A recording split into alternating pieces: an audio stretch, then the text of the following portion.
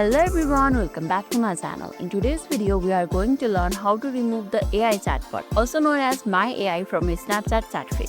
If you don't find this feature useful or simply want to clean up your chat list, this guide is for you. Now let's get started. First of all, open your Snapchat app. Make sure that you have already logged in. Here on your main screen, you can see chat icon on your bottom left. Tap on it. Here you will see a list of all your chats including My AI. To remove My AI, long press My AI and a menu will pop up. There you can see chat settings or notification settings. Tap on it and you can see clear from my chat feed over there. Tap on it. Then a confirmation prompt will appear. Tap on clear.